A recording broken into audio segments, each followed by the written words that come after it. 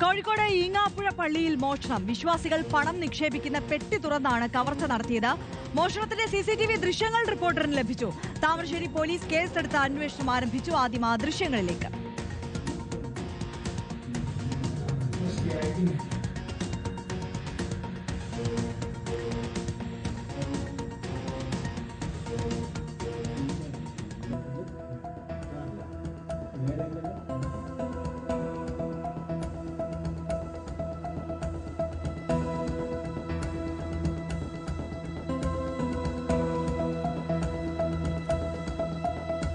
AK Abhilasha വിവരങ്ങളുമായി ചേരുകയാണ്. അഭിലാഷ, ഈ ലഭ്യമായ CCTV ദൃശ്യങ്ങളിൽ നിന്ന് കള്ളനെ കുറിച്ച് എന്തെങ്കിലും സൂചന ലഭിച്ചിട്ടുണ്ടോ പോലീസിന്?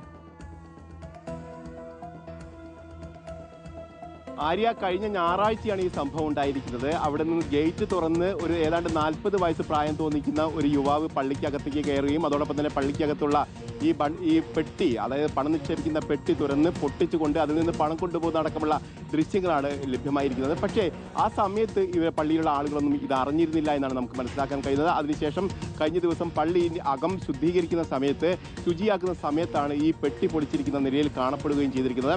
അതായത് വിശ്വാസികൾ ധാരാളം വരുന്ന സമയമാണ്. നോമ്പ് കാലമായതുകൊണ്ട് തന്നെ ധാരാളം വിശ്വാസികൾ ഇവിടെ എത്തുകയും ഈ പെട്ടിയിൽ ധാരാളം പണം നിക്ഷേപിക്കുകയും ചെയ്യുന്നത് പതിവാണ്. അത്തരത്തിലുള്ള പണപ്പെട്ടിയാണ് ഇപ്പോൾ ഈ കവർച്ച നടത്തിയിരിക്കുന്നതെന്നാണ് മനസ്സിലാക്കാൻ കഴിയുന്നത്. അതുകൊണ്ട് തന്നെ ധാരാളം പണം നഷ്ടപ്പെട്ടു പോകാനുള്ള സാധ്യത തന്നെയാണ് ഇവർ കാണുകയും ചെയ്തത്. അതേസമയത്ത് 2-3 ദിവസം കഴിഞ്ഞിട്ടും അവരുടെ ശ്രദ്ധയിൽ ഈ കാര്യം പെട്ടിട്ടില്ല എന്നതാണ്. നിസ്കരിക്കുന്നൊക്കെ സ്ഥലത്താണ് ഈ പെട്ടി ഉണ്ടായിരുന്നത്. അവിടെ നിന്നാണ് ഈ മോഷണം നടന്നിരിക്കുന്നത്. ഏതായാലും പള്ളി ഭാരവാഹികൾ ഇപ്പോൾ പോലീസിൽ പരാതി നൽകിയിട്ടുണ്ട്. പോലീസ് അന്വേഷണം നടത്തുകയും കേസെടുക്കുകയും ചെയ്തു എന്നാണ് ഇപ്പോൾ നമുക്ക് ലഭ്യമായിക്കൊണ്ടിരിക്കുന്ന വിവരം. ഓക്കെ, AK അഭിലാഷാണ് വിശദാംശങ്ങളുമായി നമുക്കൊപ്പം ചേർന്നത്.